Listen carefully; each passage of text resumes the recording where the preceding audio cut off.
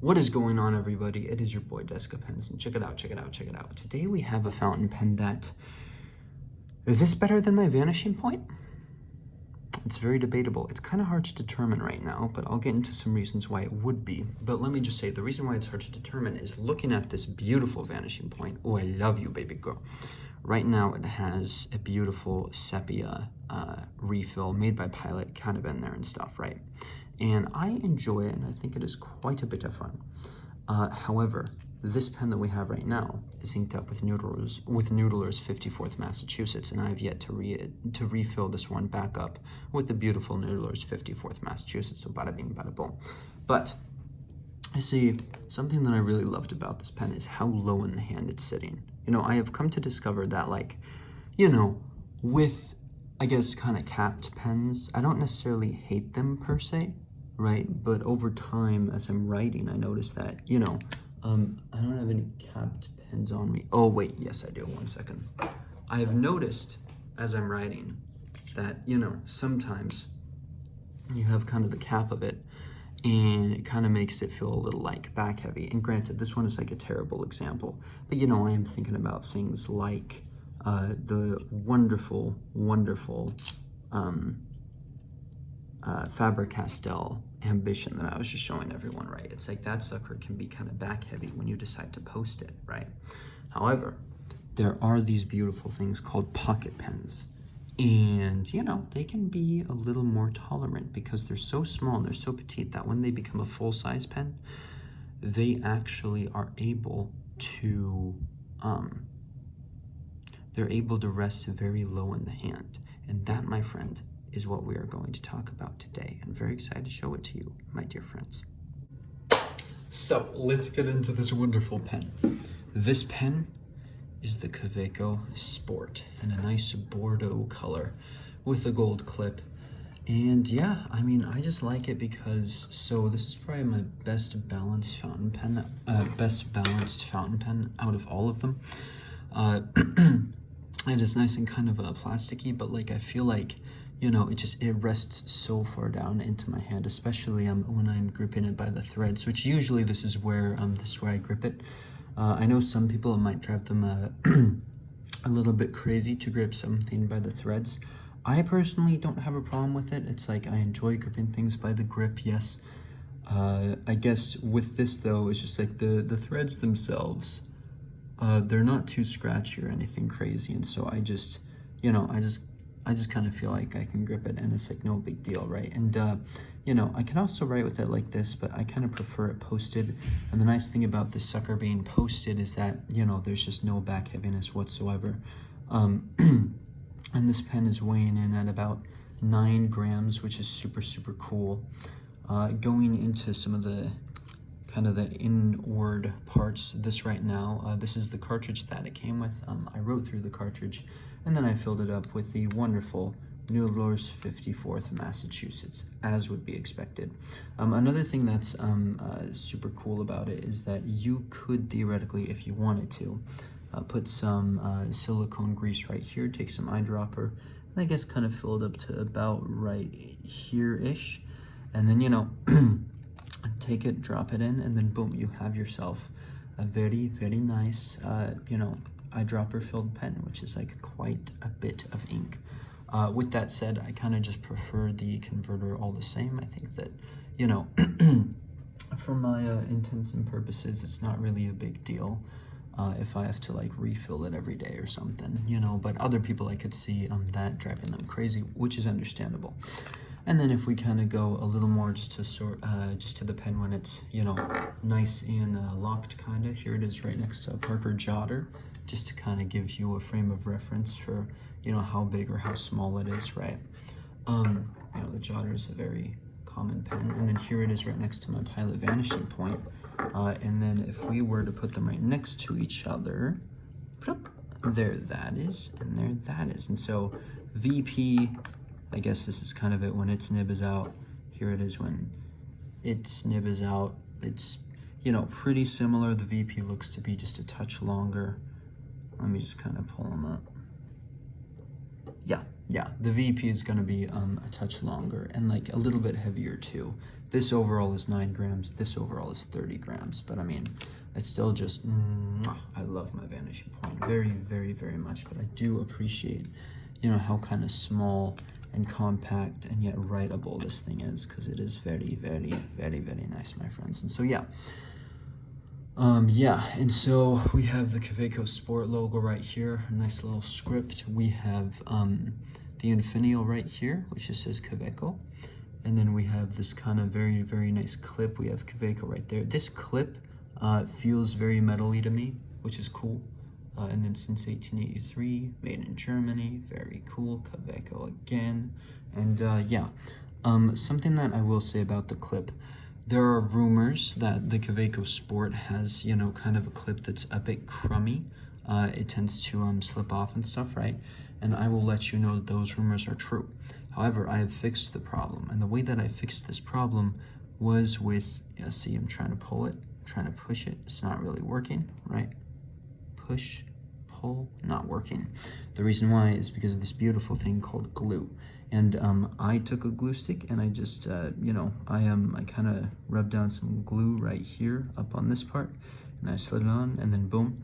I guess that I would recommend putting some glue right here as well, and then, you know, some glue on this little, I guess, kind of flat part right here where this clip went over. I would just put glue on this one, and then glue on this one, and then slide it on, and then boom, it is locked. And so, yeah. You know, something else that I really love about it is this right here. Kind of has this nice little notch.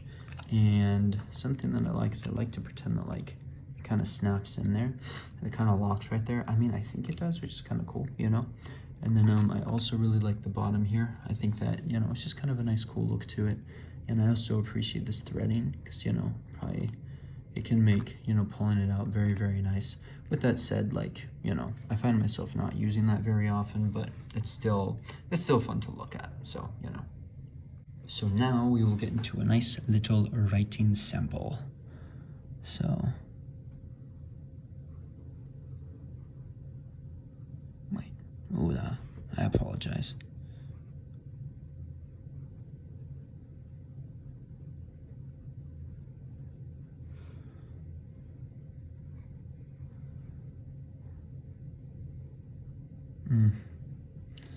I apologize again for my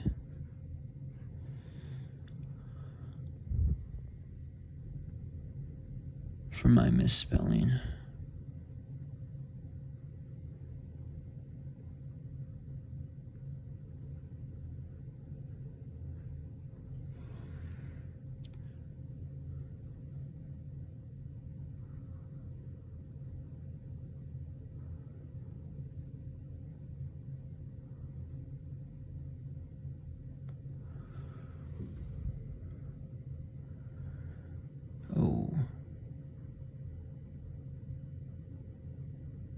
Medium nib.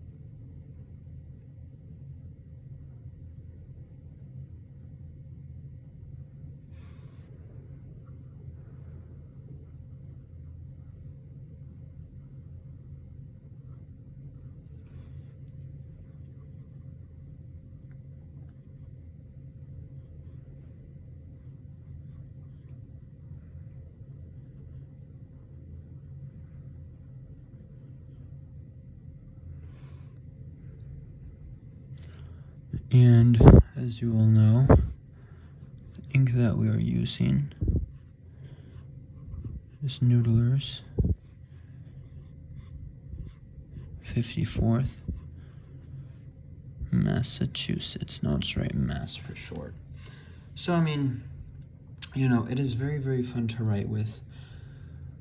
I'll be kind of crystal on something, right? So And actually, hang on. So I just kind of want to show you the nib itself because I realized I didn't do that, so that's my bad. But yeah, just a nice medium nib Kaweco. It has a little bit of a nib creep from that Noodler's 54th Massachusetts that I love. But, you know, it's kind of is what it is. So yeah, okay. And then, yeah, it has a little emblem, medium, and then some kind of nice little, I guess, sort of whiskey lines. And you see made in Germany right there. And then you have since 1883. Yeah, 1883. Let me look just to make sure. Yep, since 1883 should be right up there. Yeah, okay, cool. Now I can get into the thoughts. Thank you all for being patient. So, one thing I will say about this nib is that I do kind of hear that there is some, you know, quality problems with Kaweco Sports from time to time, which is unfortunate because I really do enjoy this design and stuff. When I first got it and when I was first riding with it in Kaweco Blue, I felt like it was buttery smooth and it like freaked me out at how good it was. With that said, as I've kind of moved over into the Noodler's 54th Massachusetts, at first it was starting out and it was doing great. But now I'm just not so sure. Like over time I've kind of ridden with it and it's just, I feel like it's lost some of its buttery smoothness. I don't know if that's my own fault with it. But yeah, and so I guess that's kind of I guess that's my personal con where I'm like, I don't know. That feels a little bit weird to me that happened. But it could just be it's going through a dry period or something. Maybe I just need to clean it. It's very possible that, you know, maybe a hair or something is stuck in between that nib and I don't realize it. Yeah, and so in regards to kind of pros and cons, some of the pros is number one, I really love the color. Number two, I love this little, you know, nice pocket design.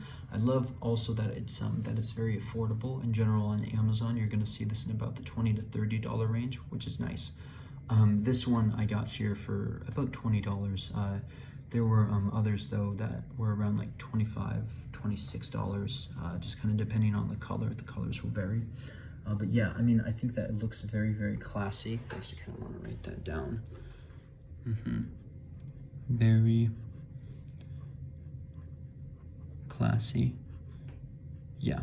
Very, very, very, very cool, right? And so yeah. And then I personally like the grip. I like the way that this thing is designed. I just feel like it's really, really good, right? Some cons though, and these aren't necessarily cons for me, but they could be cons for others. So it might be a little bit small for some hands. You know, if you have really big hands and you can't tolerate like tiny pens in them, probably not the one for you, and that's understandable. And then the other thing is, I guess, the clip. Now, I do feel like that's very much fixable. You just, you know, put some glue on, slide it on, and then boom, you're just good to go. And so yeah, so if you're not one for small pens, that's too bad.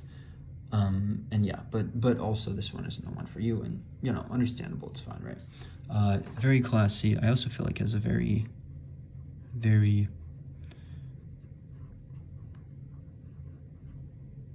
vintage look. I want to write with some of my cursive, some of my print, so you know, you guys can compare and contrast. I just figured that'll make the video kind of fun. Yeah, so yeah, I guess my only personal con is I do kind of wonder a little bit about the nib, because so writing right here, it didn't exactly feel scratchy. It doesn't feel scratchy now. I do feel like I get a little more feedback though. I guess if I were to explain it, it'd kind of be like soft feedback, almost like soft feedback, right? And so I guess I'm kind of wondering like where some of that smoothness went, if it's something that I did with the pen. Yeah, but so while a really noble, you know, pen, great for EDC, and definitely one that I will continue to write with, and you know, I'll give you guys updates in case things change and stuff, right? So while a really noble and amazing pen, it's not necessarily a grail. The vanishing point still just rests on top, you know, it just holds that mantle. It's so good. You know, it is, you know, so amazing. Oh my gosh. Yeah, I'm sorry, but the difference really is just night and day. You know, and like I hate saying that, but it's just true. You know, like my VP will be everything I've ever written with. Aside from my Mont Blanc, my Shishitoka ballpoint pen, but you know, this apples and oranges. That's an apples and oranges comparison. I'm just talking fountain pens. I feel that the vanishing point is on top. Ballpoints, though, I'd probably put it to Mont Blanc. But in terms of really nice pocket pens that are classy and write super well, you know, I would recommend the Kaweco Sport. And I think that you guys should definitely check it out and stuff. I want to like this pen, and honestly, had I recorded this video a few weeks earlier, it'd probably be a much different tune, but you know, time will show you problems. And I guess this is just kind of a bit of a problem that I have with this pen. But again, I don't want to be too hard on it, just because it's a great pen. Yeah, I just need to write with it a little bit more, and if things change, I'll let you guys know. But right now, I would not say it is a pen that could replace my Grail pen. Yeah, it is not a pen better than my Vanishing Point. But anyways, yeah, okay. That's my review. I hope that you guys are all doing very, very, very well. And yeah, you guys are the best. Yeah, cool. Okay. Have a wonderful, wonderful rest of your day.